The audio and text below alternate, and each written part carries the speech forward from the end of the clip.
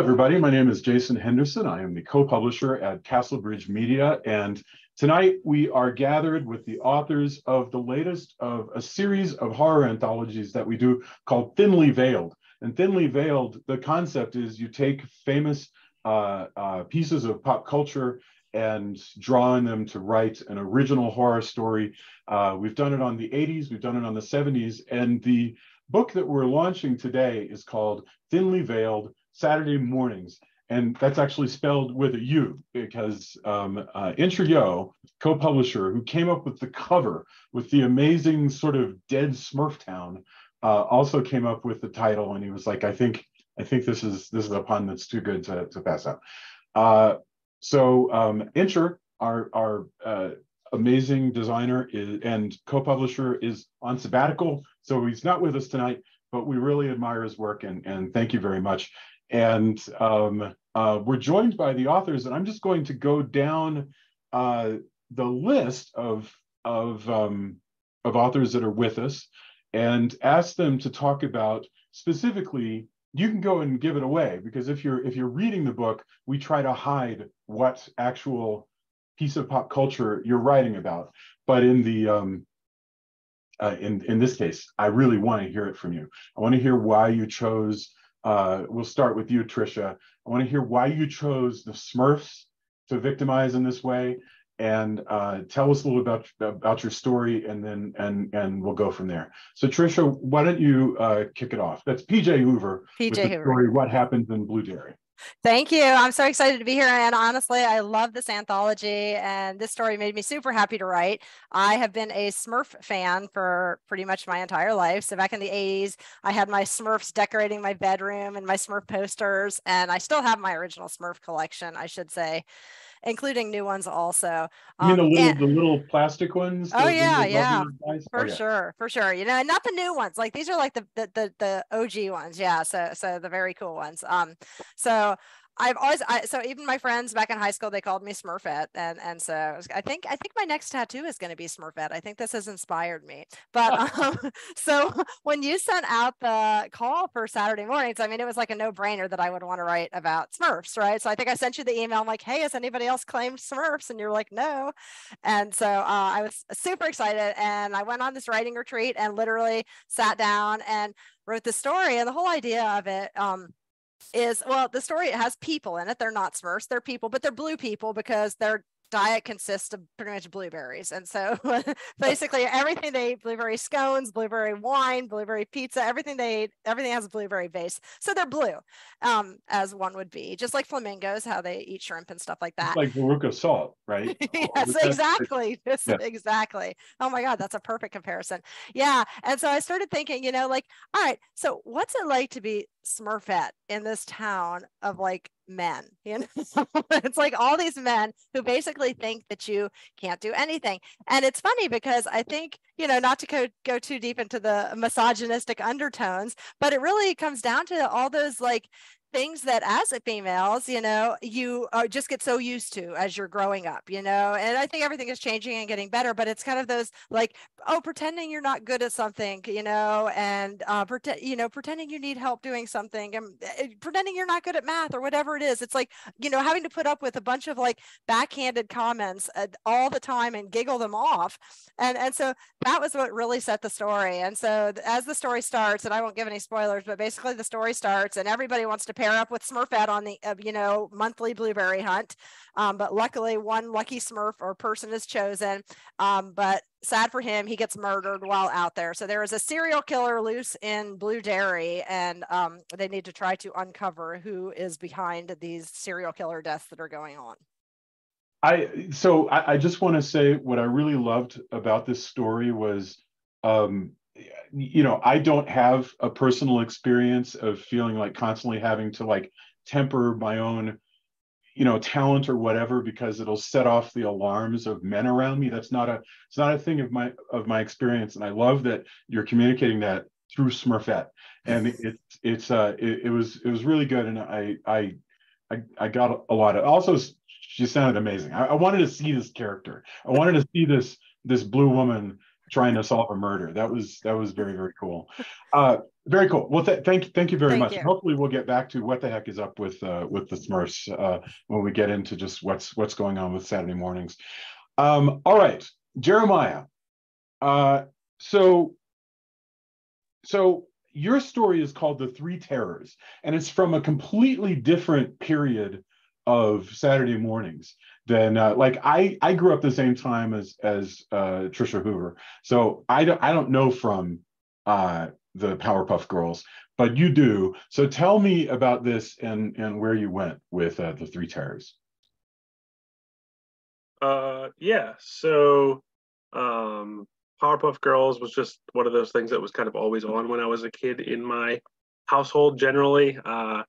It's funny because I was thinking about it, and I don't know if I ever watched it specifically on Saturday mornings, although I'm sure it aired on Saturday mornings.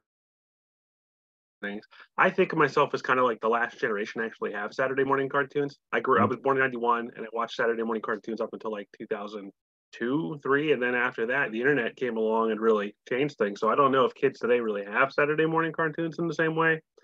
Anyway, so the Three Terrors is a thinly veiled take on the Powerpuff Girls, and yeah, so I just had a daughter last year.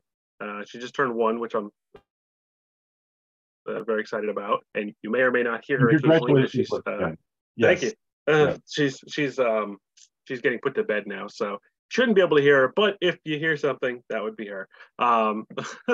But since prior to her birth and after her birth, I found myself subconsciously really like writing about women. I mean, I've always kind of leaned towards female protagonists in stories and stuff like that, but I'm really drilling down on these issues that I don't think I've really touched too much in the past. So this story is about basically these 3 women who are Frankenstein created by a man, and I leave some clues as to why they were created, and there's a lot of subtext about, and it's just funny because it's kind of like the theme of the night, we were talking about it earlier a little bit. A lot of subtext about how these women are treated and whether or not they're heroes, victims, all that kind of stuff. Now they're super villainous at this point. They're evil in this story. Yeah. But there's a lot of I hope stuff that readers can take away where they can realize that their creation was an evil, and the person that created them was probably more evil than they were, kind of like Frankenstein's monster kind of thing. But yeah, and so the story is told from the perspective of the mayor, who's trying to save the town. It was fun to write from a politician's perspective, because usually I think of them as kind of inherently villainous, and in stories they're usually villainous, so I wanted to make one that was good and kind of right against my own feelings or thoughts about the subject. And I think it worked out okay. And but yeah, there's like a zillion Powerpuff Girls Easter eggs throughout the story. Towns, the things are named after people from the show, and all that kind of stuff. And there's also connections between this story and my previous thinly veiled 80s and my thinly veiled 70s stories.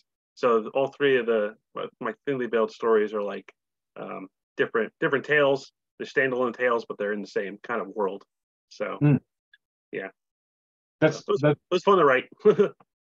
I liked the, just turning on its head this idea that the Powerpuff Girls are always answering to the mayor or these politicians and stuff, and the notion if they were coming on like Zod and the Invaders and Superman 2 and making the president kneel, it was that was wonderful and not all that dark. It was actually it was dark and yet surprisingly approachable, and I really enjoyed that. Thank you very much. All right, Dennis Crosby, hello. You're on my screen down here at this portion of the family matrix.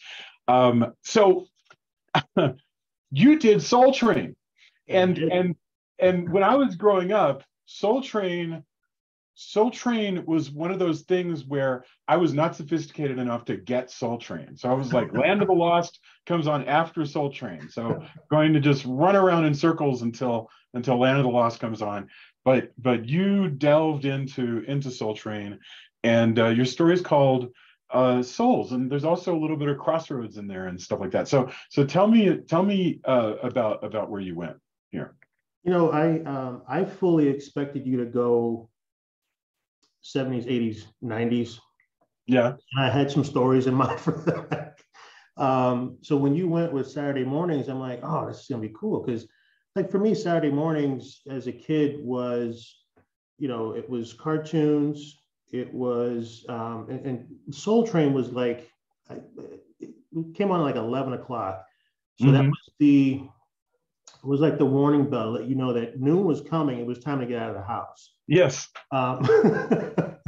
So I'm thinking, all right, what can I do? And I wanted to do something that not a lot of people do. I had a lot of favorite cartoons at that point. So I was big with Super Friends and all their, iterations, Mighty Orbots, Dungeons and Dragons.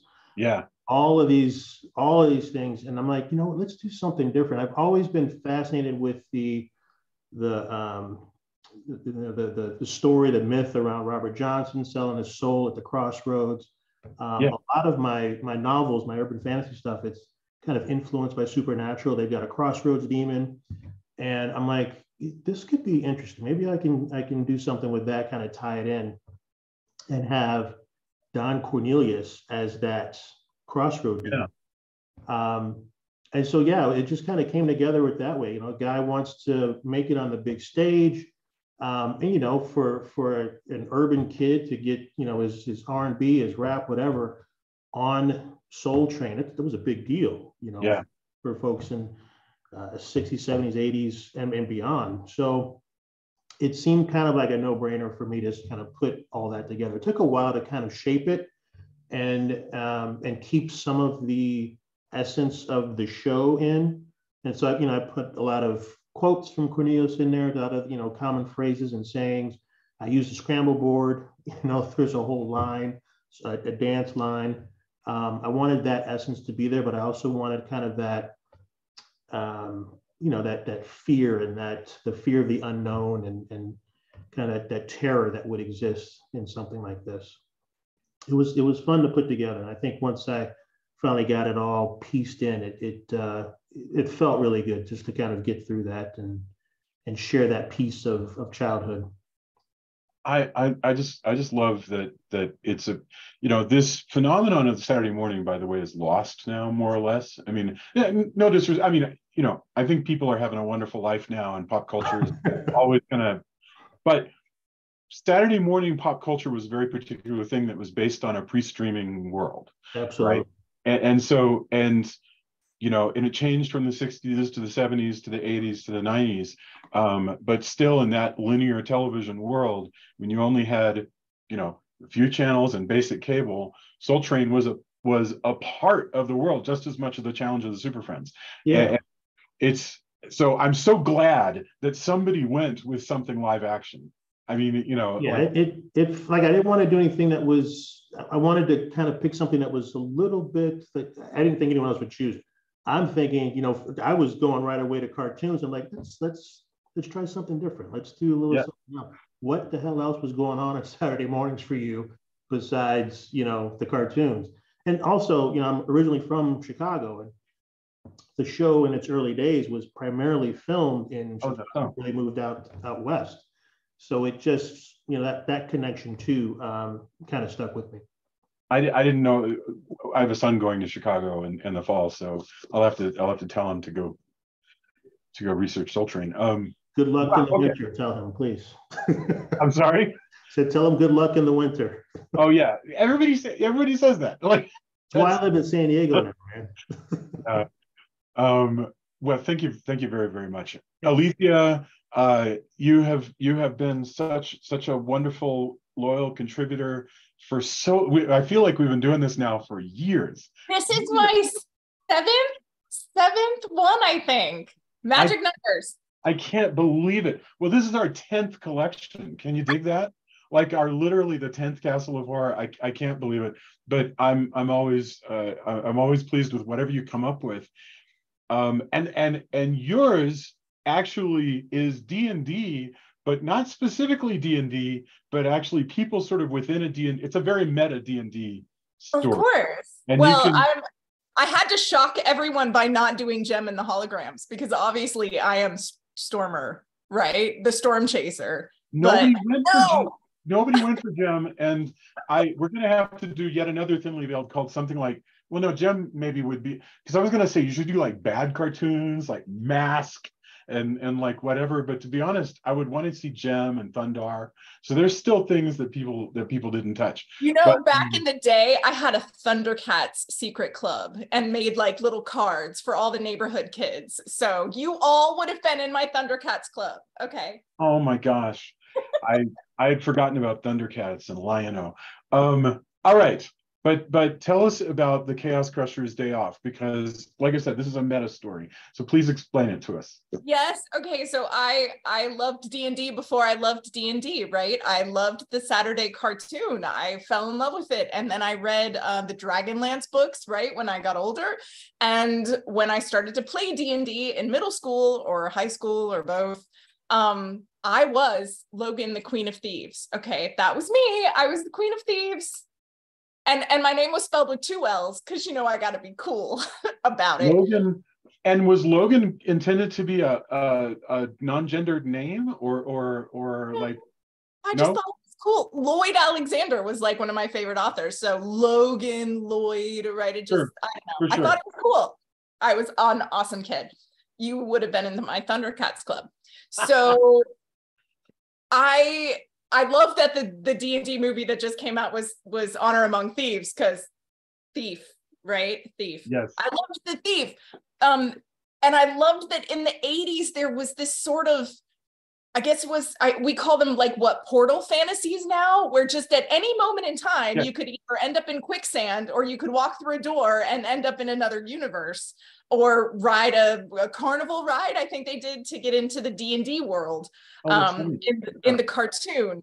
But the thing I missed in the movie that they had in the cartoon was the Dungeon Master. The Dungeon Master was fantastic. And just the idea that there is someone there pulling the strings was very important, because that's very D&D, right? There's always a DM. The DM is probably the most important player, and that person or entity should be personified somehow. And so I love that I was able to stick the Dungeon Master sort of in my story in such a way that he empowered the fairy to be the DM to just kick everybody's ass. So yeah, it's really funny, and there's lots of blood. It's very me.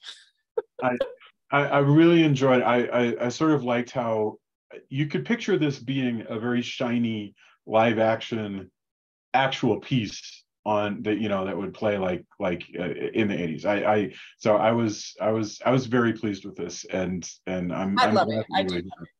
And I was so happy to see you come back.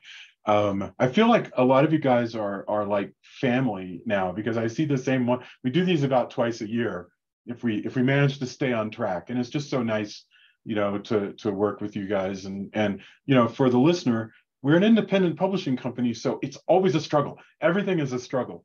But one thing that makes it worth it is seeing a lot of your faces again, and that just means so much to me. And Julia, who hears about it means a lot to Julia, who hears about this stuff literally 24 hours a day.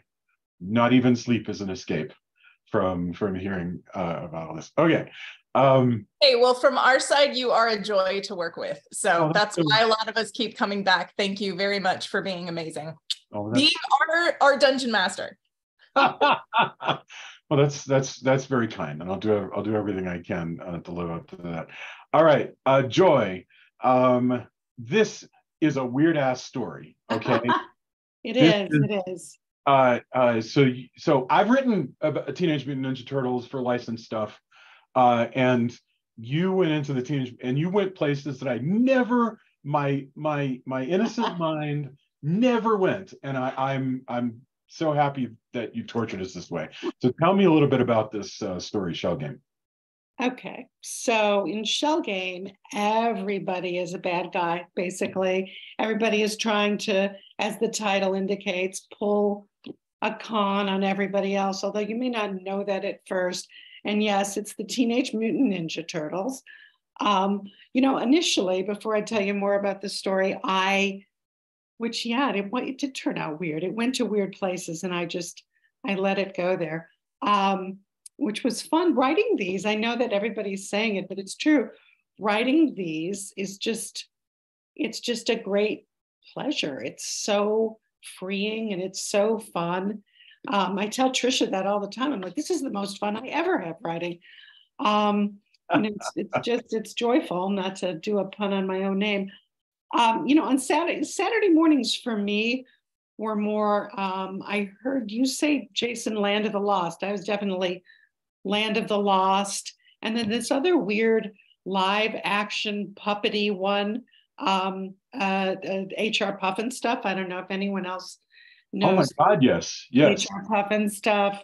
And then of course, Scooby-Doo, so those were what I really grew up focused on, but it ended up not being what I wrote about. I guess the Ninja Turtles, I mean, they sort of live in merchandise around our house because my son loved the Teenage Mutant Ninja Turtles. So we, there's still like buckets of little ones and a giant one. There's a cereal bowl we collected from somewhere. There's everything. And I don't know, they popped into my head and I thought, well, what if they were sort of, I thought I would use only one because, thinly veiled. I didn't want to get too close to it. But what if they were really not necessarily nice? Maybe they were con artists too. And I kind of went from there. So Katrina von Eckstein, whose real name is Katie Rubin, is she's from this very dysfunctional scam artist family, and she has become a master thief. But she's a little bit down on her luck, which you don't necessarily know at the beginning, but you kind of assume when she accepts this job from this weird stranger who calls her, and she goes to meet him, and then all sorts of things happen, and he meets her at a pizza place that's kind of like Chuck E. Cheese, and so he says, look for the giant mouse, but it's him in a mouse costume. So I put the Ninja Turtle, in a mouse costume, and he rises from the sewer. I'm sorry, that's so disturbing.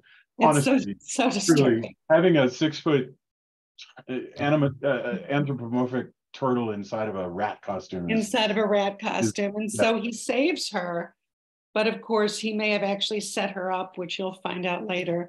And well, he did set her up, and then he tells her the details that there is a mansion on the north side of Chicago. It's a Chicago story, actually. So Chicago people, it is a Chicago story, loosely set where I used to live, except I didn't live in a giant mansion and with a treasure in it. And he said, there's a treasure in a hidden room. And if you, do this job, you'll get this money. And she kind of ups him on the price, and then they go to do it. But then things get, they get really weird. And she may have to turn into a turtle for a while herself. And then she discovers the truth and things get even weirder. And that is the story. It's a really phantasmagoric story. I mean, it's weird and wild, and I love it, and it's very much horror. I mean, this is easily the strangest story in the entire collection, I think. I'm pretty sure. I'm very proud. I'm very proud. and that's a good thing. Thank you so much. Let's see, do we have Stephen? I don't think we have Stephen. So that's okay. If you're into Johnny Quest, Stephen Philip Jones did a Johnny Quest story that really feels like a missing story that we just never saw of Johnny Quest. I was totally happy with that. But Heath, hello Heath. I've known Heath for like 20 years because he used to write reviews, and he wrote reviews of stuff back when I wrote more than I edited. He actually reviewed some of the comic books I wrote, and and we've become friends. And you turned in, this is a hilarious story about the Tasmanian devil, and it's called Act of God. And so tell us, explain that to us. Act of God is a phrase insurance companies use for, destruction. That's an act of God. But I'm from Arkansas, and here in Arkansas, we see tornadoes more often than we like. And The weird thing about this story, when I wrote it, I was finishing it up, sending it off to you, I guess, in March.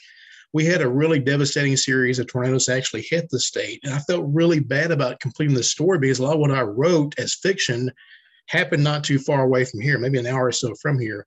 But I have spent probably 38 years in radio, so I had a lot of experience working severe storms and tornadoes. And so I took a lot of that and put this into the story. But I wanted to use probably my favorite Saturday morning cartoon character. And I was surprised, and I did a little research on this.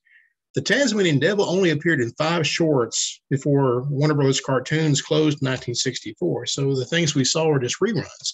Is that so? Really, only 5? Only 5. Wow. But talk about a lasting impression, though. And he was my favorite character. And I know when I was probably in my early 20s, I was working 3 jobs, and I worked at Kroger at one time and 2 radio stations. And I had gone into work one day at Kroger, and the wind was really bad. And my hair is all messed up. And I made the comment that it looked like the Tasmanian Devil touched down on my head. And so from that point on, my nickname was Taz. And I didn't really like that. So, but I love the Tasmanian Devil. I always thought, these shorts you see, he caused all this damage trying to get the rabbit or the duck, whatever he was chasing. So I took this story and took it to actually kind of my hometown. I went to school in a town called Grubbs.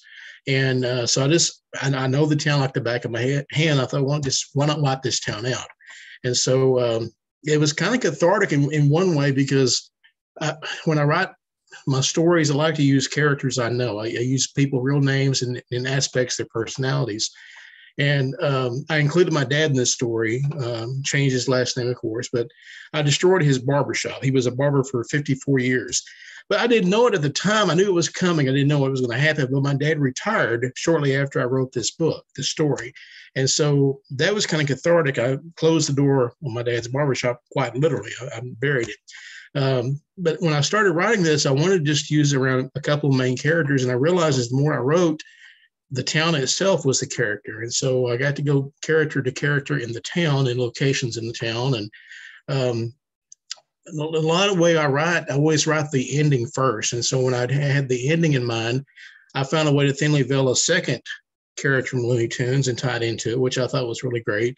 So I got to bring in Yosemite Sam, and he was one of my favorite characters as well. So I just had a lot of fun with it. It like we said earlier, this is the most fun I've ever had in my life, is writing stories like this for you.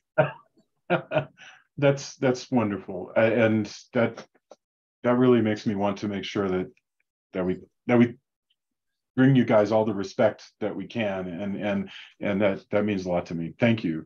That's a crazy story, and I really enjoyed this story. It felt like a kid building a sandcastle version of Arkansas and then just kicking it, just like going crazy, smashing. It was a very joyful kind of bunch of destruction, which in a way is a kind of sublimation of trauma, right? And I thought that was cool. We don't have Tony Jones because he's on the other side of the earth from us, and that's okay. But he did a very Flash Gordon-y story called The Adventures of Boom Jackson.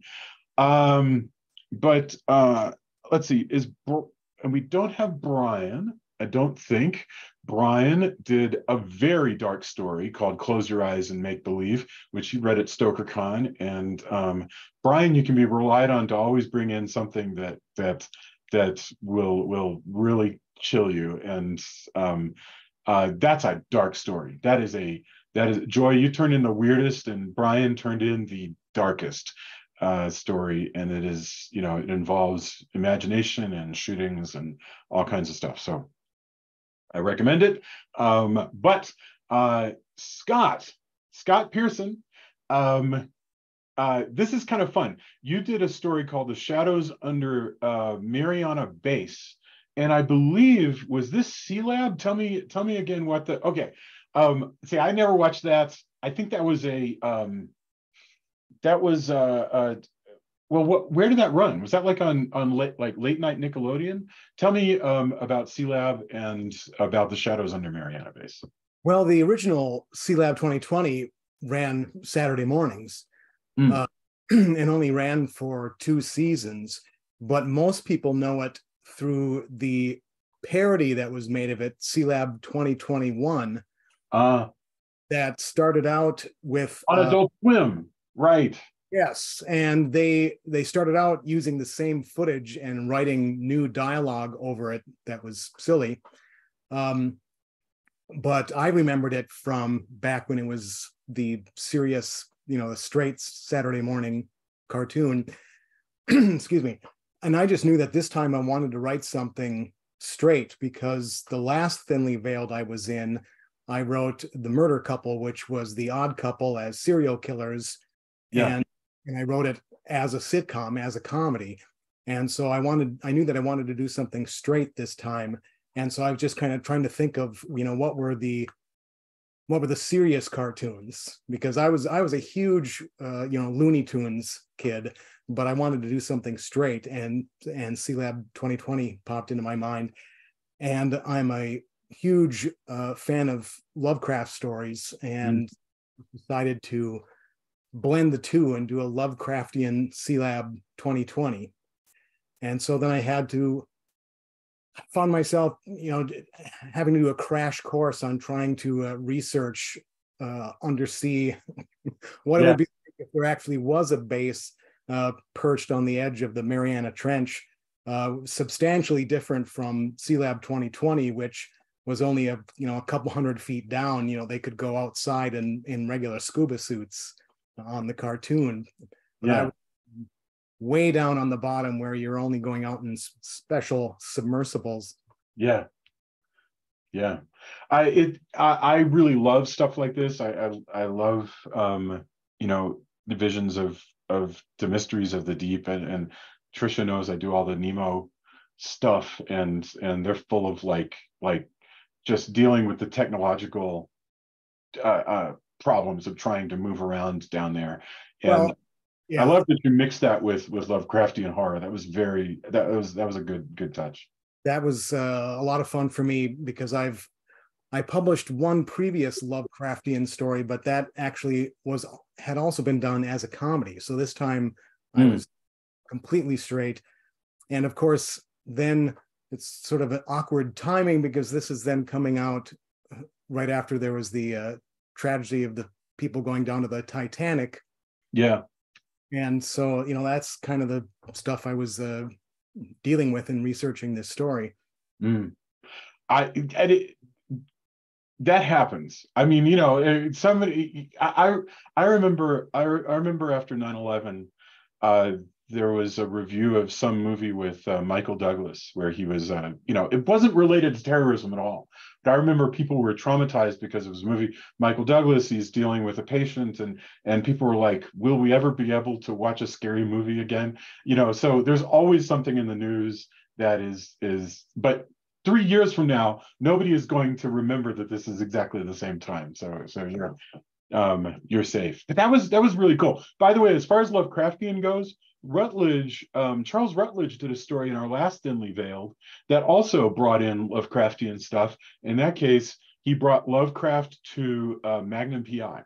So I really find it interesting how many writers look at their pop culture and go, what this really needs is tentacle monsters from another dimension. And that's, I love that.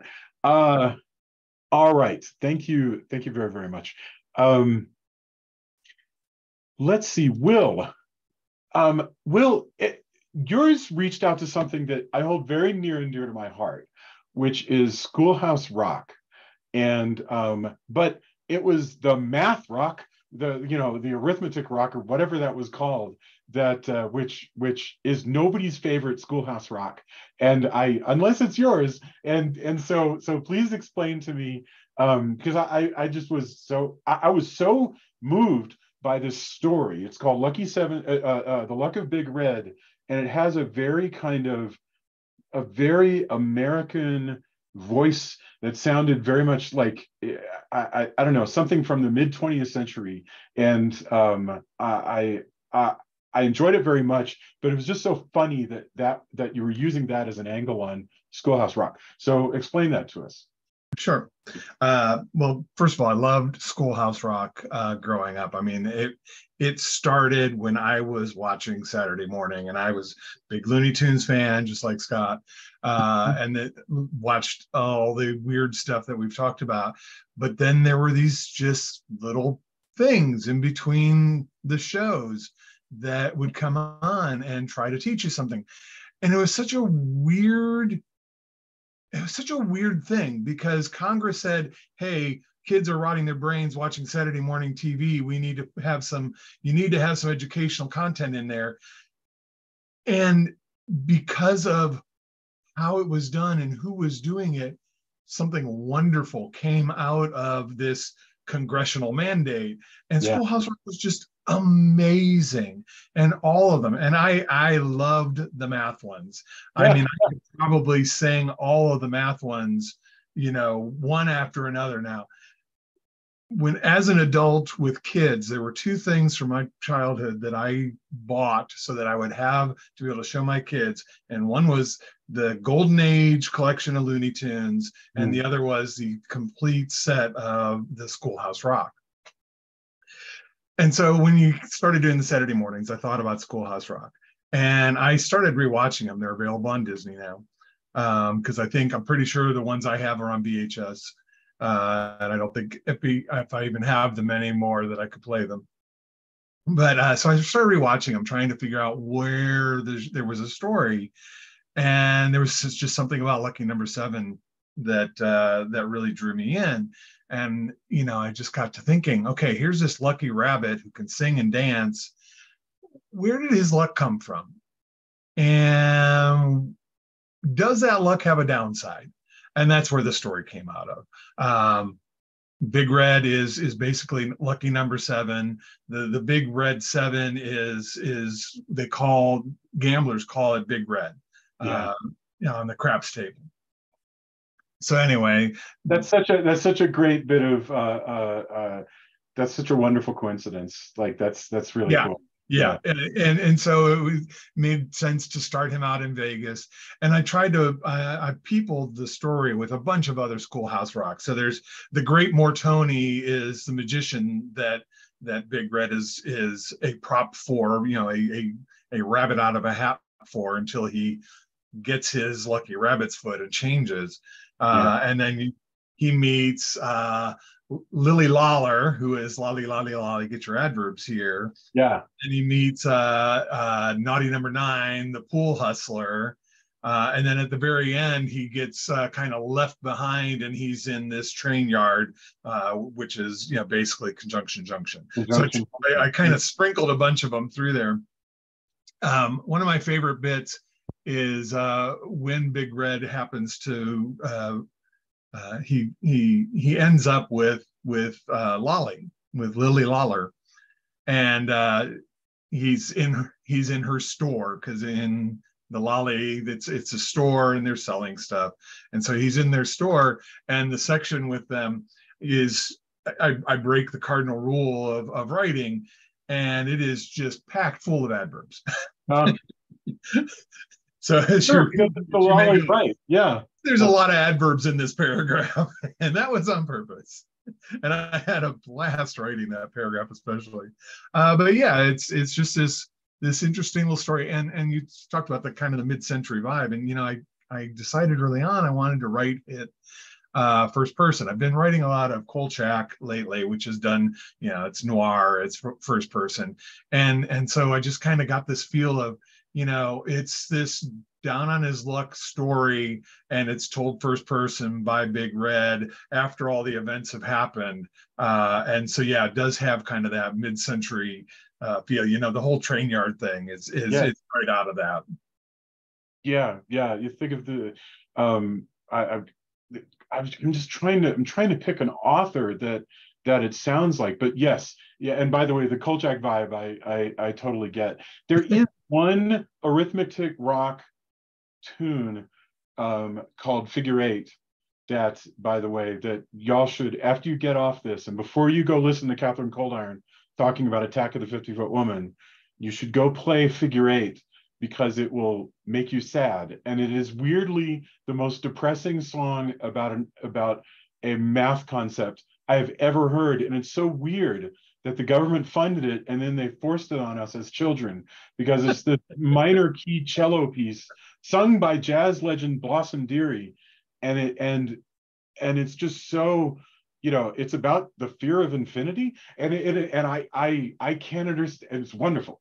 It's but that's probably my favorite of the numbers. The figure 8 is just, it's a beautiful, beautiful song. Ridiculously beautiful. I don't understand.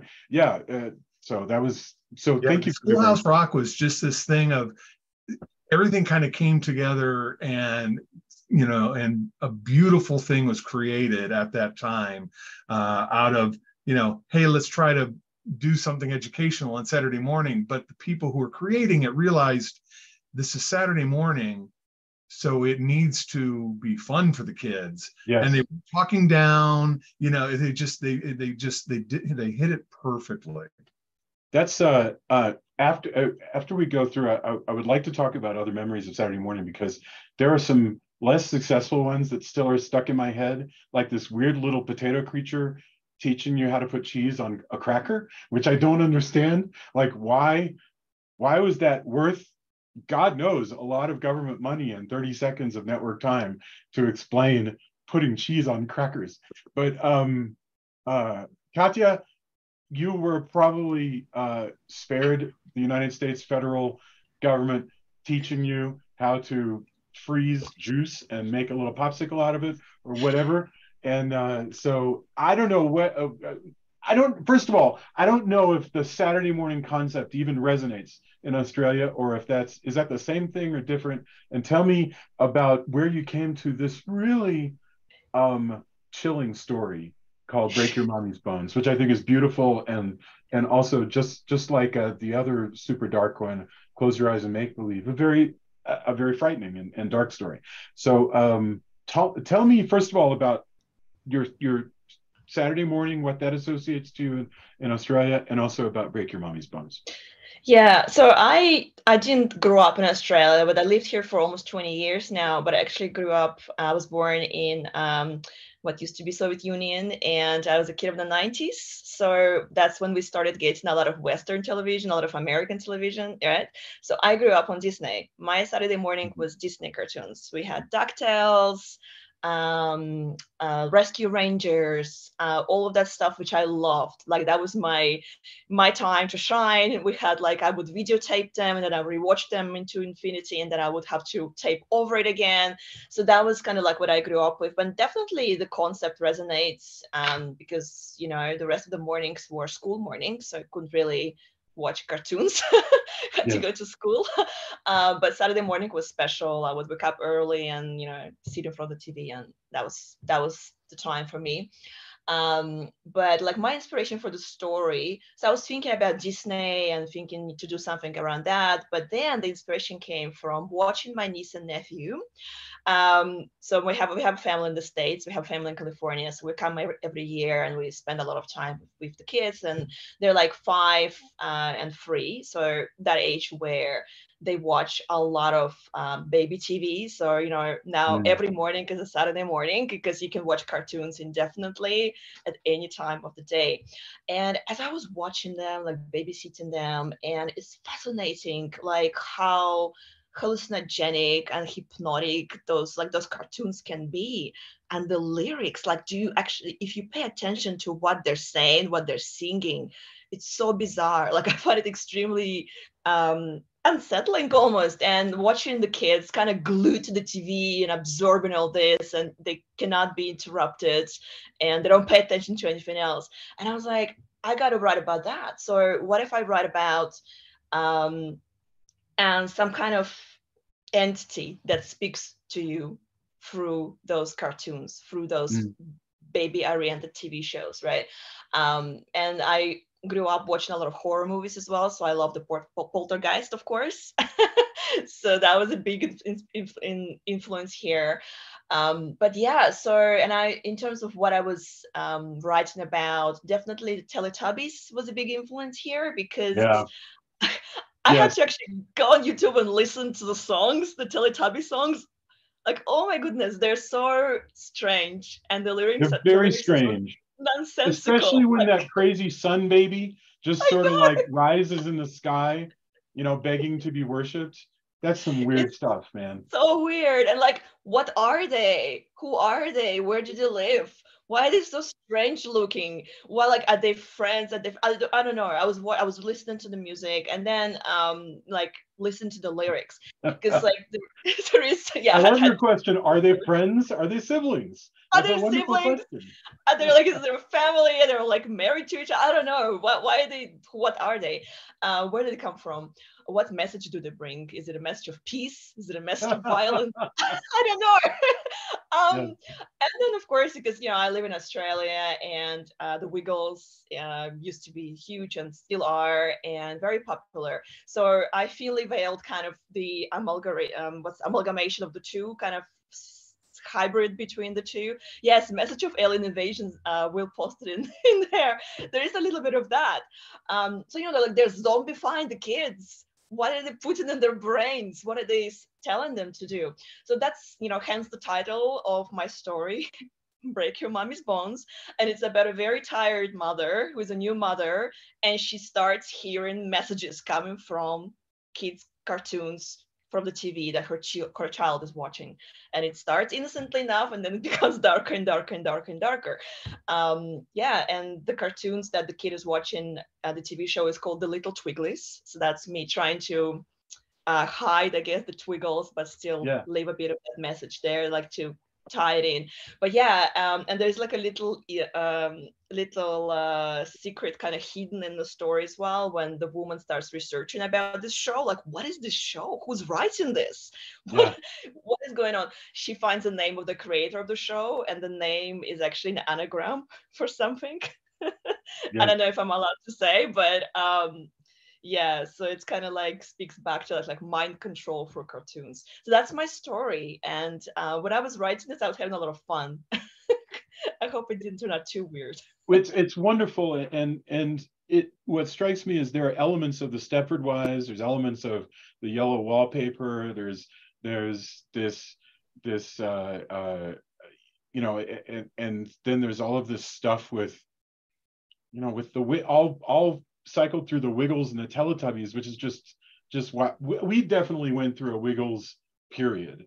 I don't think the Teletubbies was part of our household. I have no memory of that, but the Wiggles definitely. And I remember seeing the Teletubbies emerge full grown from the forehead of Zeus into our culture, and just realizing kids would probably love it. As an adult, you're disturbed. It's weird.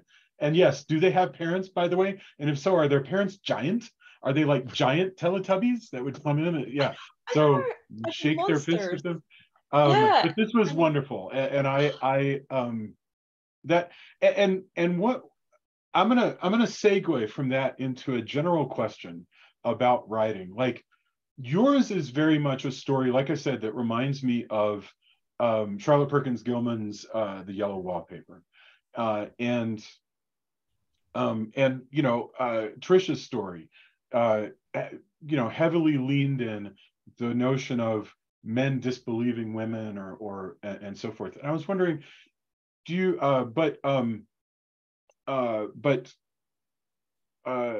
some of us will write from the perspective of a female protagonist but aren't female or don't identify as female. Jeremiah wrote no, you didn't have the female protagonist, but I have in the past, though. Right. My first thinly veiled story, not my first thinly veiled, my first Castle of Horror story was a female protagonist. So. I mean, my question is, do you think that it's important for a writer to stick to their own lane? Like, if I'm a male writer, should I stick to writing middle-aged men, or do I have certain responsibilities if I'm going to go and write from the perspective of a woman, or are there any rules? I mean, I'm just really curious because if the listener, when we put this out as a podcast, is a writer, I think your story definitely comes from the perspective of somebody who's experienced seeing young children and having them in the house and maybe thinking from a female perspective. But what if you don't have that perspective? Can you still attack it by research, or what do you think? Can I jump in on that? Yes, please. Well, my first Castle of Horror story was had a female lead, and I was tackling, gaslighting and that kind of thing in the women running from houses theme. That's right. Yes. And one of the things I did was I kind of started the character by tapping into my own sort of self-esteem issues and that sort of thing, and kind of using that as the basis for some of the gaslighting kind of stuff. But then what I did was I had a friend of mine who is a woman and also much closer to the age of the character than I am. I had her read the story and give me notes. And she caught a couple of really great things that had not occurred to me. And so getting her perspective really helped focus that story. But I think it is important to try to write characters other than yourself. It can be tricky. And the further you go from yourself, the better the idea is to get some sort of sensitivity read or some sort of input, so you make sure that you haven't really gone down a wrong path. And then I have a female lead in my current story as well. And that just came out of more, one thing that was interesting about CLAB 2020 is that it was very diverse in its visual representation. Yeah. I would assume, given the time period, that probably the voice actors were probably all white, sadly, but the characters on screen were of a variety of races. But I wanted to switch things around. Instead of having the white-haired male lead of the cartoon, I went with a gray-haired woman.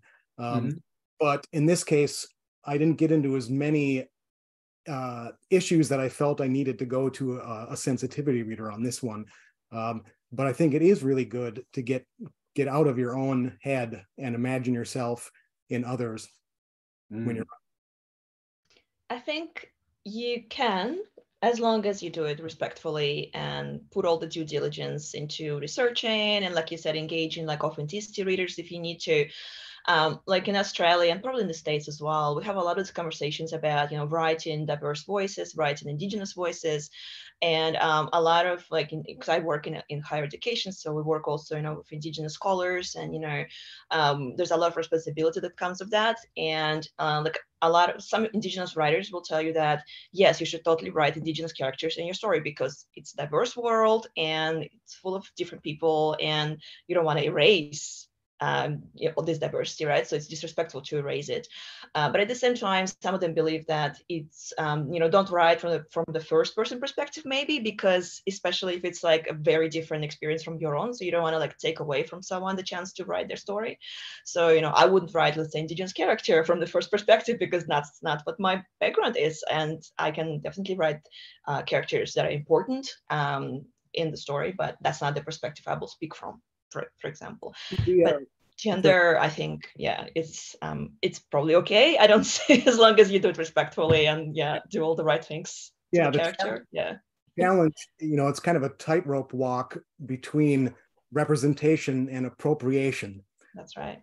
So you have to be careful what you're doing. Absolutely. And it comes with responsibility, and you have to really understand the nuances and the complexities and what's happening in the world right now. And I write primarily, I write horror, and I write them from woman's perspective, because that's what I know. But I try to bring in diversity of the world into the characters set, and sometimes I think sometimes it calls for it. Sometimes you don't want to be tokenistic as well. You just bring diversity for diversity's sake. But at the same time, the world is diverse. So you don't want to be raising that. Yeah. It's a complex question. Yeah. I just want to add, I do a lot of work with Writing the Other, the website. There's also a book connected with that. And for any author, no matter what your level of writing is, I highly recommend going to the website for resources or taking some classes. They're incredibly informative, and we'll dive deep into sexuality of different perspectives and representation and sensitivity readers. So I'm just want to throw that out there. Writing the other. It's fantastic. Is that a class you can take, or is that what is that? It's a whole I've website. heard that phrase. Right. It's a whole website. There is one particular class that Nisi Shaw still teaches that is the basic, don't be a jerk in your stories. That sounds fascinating. That sounds really wild. Branched out into many different aspects because people continue to have questions. Thank you very much. I apologize, by the way, for starting with easily the hardest question, but it just popped into my head. So I need to stop doing that. But that was but thank you. I learned a lot, and I'll check out Writing the Other. I wanted to go back to what some other memories that in theory we could have written about if we'd wanted to, because as I mentioned, a lot of those public service announcements were federally funded back in the 70s. And I don't know if that happened in the 80s, but it definitely happened in the 70s. Eric Estrada, who's still until recently at least a telenovela star, and he was showing up on television a lot, telling you, I'm not making this up, not to use the emergency room. There were commercials where Eric Estrada came on TV and said, if you cut your finger, don't go to the emergency room. I find it fascinating that federal money was spent on that. But, and there were the ones about, again, the guy telling you, the little potato person telling you to put cheese on a cracker to make a healthy snack. Please share with me other memories of Saturday morning, and then I'll have a process question for you. And that's a more serious one, but I just want to, if you had wanted to, when you close your eyes and think of Saturday morning, what comes to mind? My little sister and I can still harmonize the Fruit Wheats cereal commercial to this day. So there are also Fruit Wheats, the in cereal. Oh yes. Don't make me sing it right now. I believe you can sing it. It's very possible that we didn't have that because I have no memory of Fruit Wheats. But I also didn't remember that Violet is the one who turns violet and not Veruca Salt. I apologize. So that's true. That's true. Yep.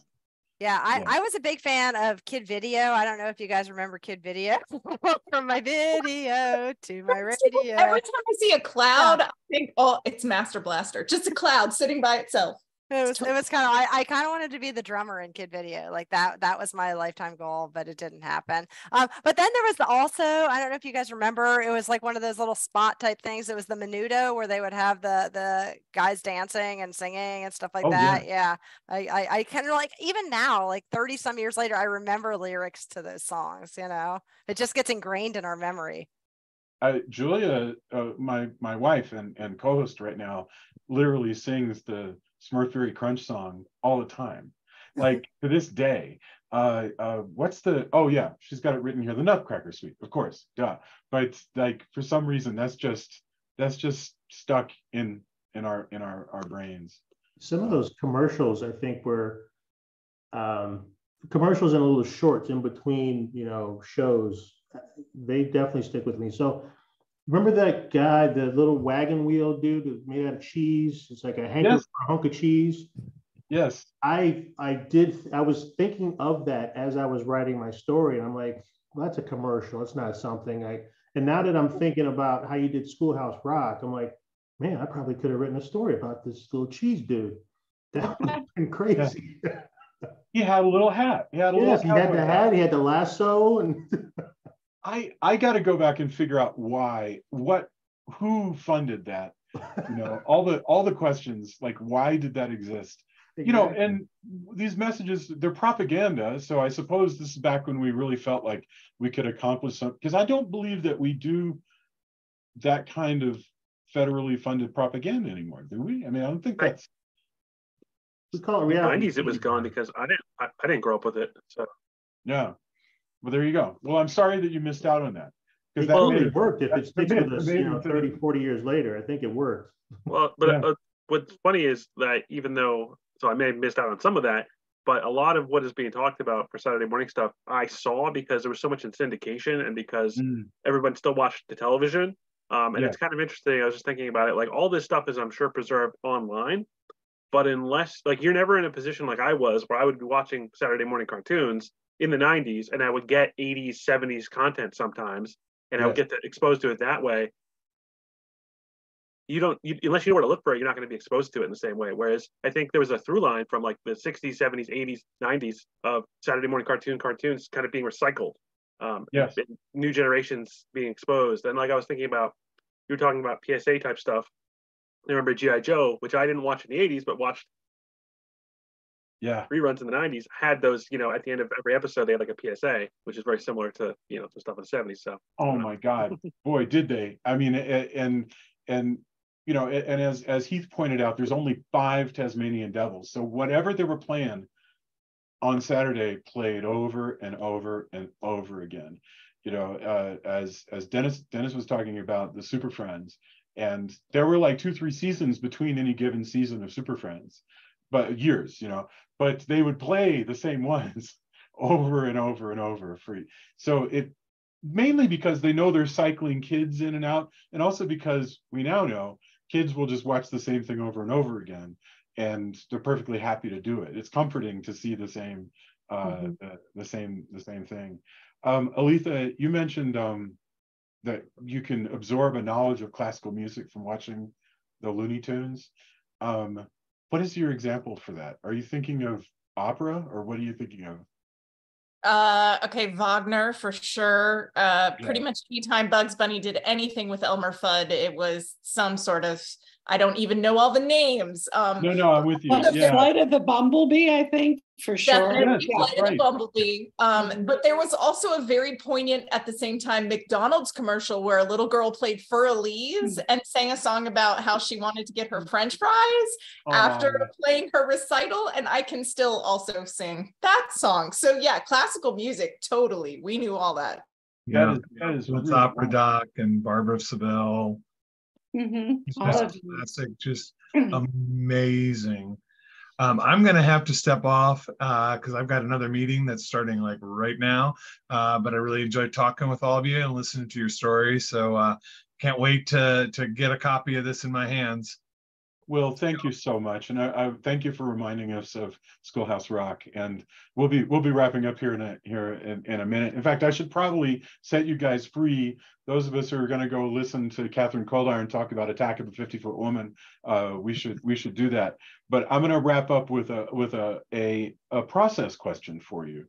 For any of the listeners to the podcast who want to know about writing, when you're writing a short story, which typically we say is anything that runs 1,500, 3,000, all the way up to topping out probably at 20,000 words. I mean, I think, you're getting up there, you're getting into novella and novelette, I guess novelette length. So anything short story, do you plan your story? Do you write the end first? Do you have an outline, or do you just write by dead reckoning and just like a bleh? I mean, like how do you do it?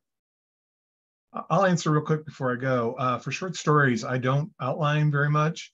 Sometimes I do if it's a longer one, but generally I have the concept in mind. I might have some ideas about, what's going to happen scene to scene a little bit.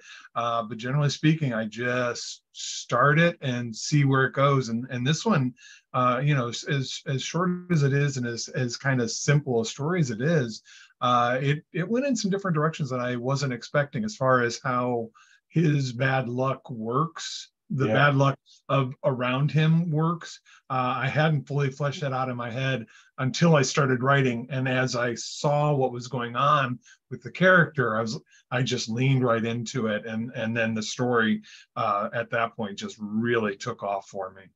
And that happens to me a lot. I appreciate that. Thank you. Please. For these, really, for this one and the one I did, I don't know, the Baba Yaga one that I did for you before. Once I know what character I want for these, I think, although I don't necessarily know the exact ending, I do know the consequences that are going to happen for them, although some other things always happen, in between.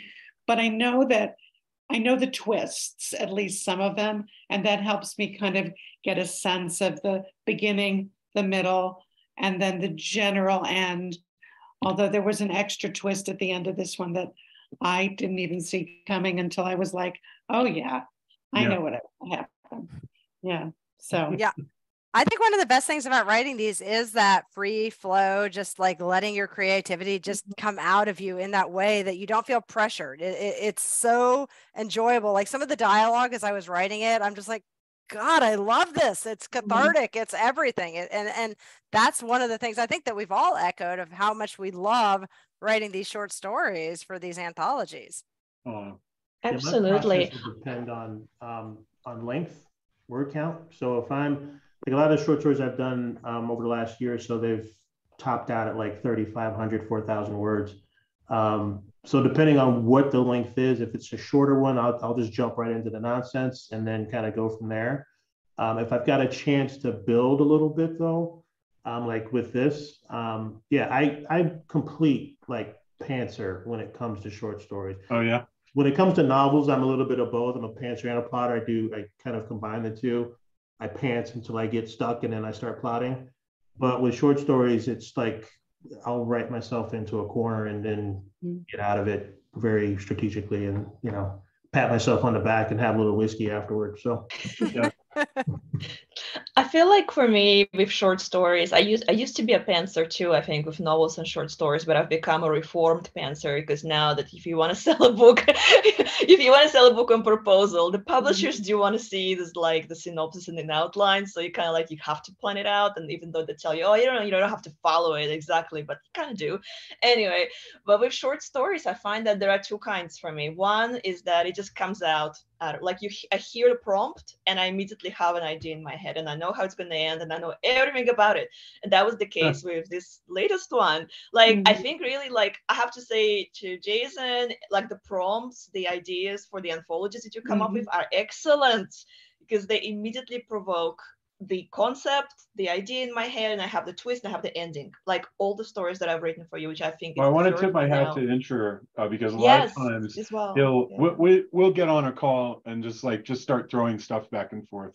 And so whatever we both sort of latch onto is what ends up being the and it works. But, and it works. Like with this story, it was so easy, kind of in a sense. It made sense, and it's like almost like this magical, almost like a religious experience that it just like comes out of you and it's ready. So it's amazing. And with some stories, I tend to write sometimes longer ones, and they do require a bit more thinking, a bit more plotting, I guess, if you go like 10,000 words, over 10,000 words. And they're a bit more like a novel type structure experience, I guess, that you have to plan them. And I don't always know the ending, but it's really different, I think, with each story, and it depends on how good a prompt is or how good the theme is. So Thank you. I just remember in replying to the pitch for this one that I mentioned CLab 2020. And I think I mentioned something about the environment because CLab 2020 was a very environmentally conscious show. But then I just kind of ended my pitch with saying, and tentacles, lots and lots of tentacles. But then when I got to actually, between then and when I started writing the story, I don't have a formal outline, but I usually know the beginning, middle, and end. And that because you have to kind of you have to know the scope of the story, so you make sure you've got an idea that fits within the word count. I actually wrote probably 1,000, 2,000 words of the first version of the story, which was I wrote the whole story from the perspective of the mayor's resignation letter. I really wanted to make it work because my last story for Thinly Veiled 80s was this story told via these office notes. Oh God, that was so cool. That was really, really bizarre and cool. I wanted to keep up that trend, and I wanted to do a resignation letter, but I couldn't do the resignation letter. It wasn't working. But I did write like a bunch of pre-writing that I then recycled into the actual story, which was nice. Thank you very much. By the way, go ahead. No, please, Alethea. I want to say I am a world builder. So I create the world, whether it's a novel or a short story or whatever. And then I create my characters and I build my characters like I build my world. And I do that based on how I played D&D. I'm not kidding. Every time I do like bullet points for my character, I'm like, what's their hair color? What's their eye color? How many siblings do they have? Where are they from? All of these different things. I'm like, oh, this is my D&D character sheet. So I literally think I need to write my D&D character sheets for these characters every single project that I work on. So I am 100% D&D girl. That is really fascinating because I don't do that at all. I mean, I like, you know, and maybe I should. I mean, but it's that's like never been. I never know what the person is going to say about themselves and where they grew up until it's literally coming out of their mouths. Like it's you know I just rely on the characters to tell me like where they're from, and then it finds out. But I kind of like that idea, you know, of having that exist. And actually that's what's useful about taking somebody else's world. Like if somebody says, oh, well, go ahead and write an episode of, I don't know, Family Ties or something, you've been following all the characters, so you don't have to invent them yourself. So maybe to some extent I'm just sort of giving up on that extra work there. That's really cool. We should wrap up. I have definitely kept you over, but I am so thankful. This was a very fun topic, and I kind of feel like we could probably have done a whole second collection of them because there's just sort of an endless amount of like Saturday morning stuff that we could delve into, because we haven't even gotten into like weird stuff like I don't know, Wolfman Jack had a video show. You know, just like there was the Phantom of the Opera showing old Mexican horror movies on the Nashville network. There's a lot of Saturday morning to mess with. Someone mentioned Land of the Lost. Yes. I was like, why didn't I do that? I love dinosaurs. I loved that show, but for some reason it didn't pop into my head. Land of the Lost, Banana Splits, Treasure Island, not Treasure Island, Danger Island, which was on Banana Splits. So yes, everyone be kind to one another. Thank you, Catherine, for all your questions. And I hope to talk to you again soon. And as always, I just am deeply indebted for your time and your talent. So thank you. Good night, everybody. See ya.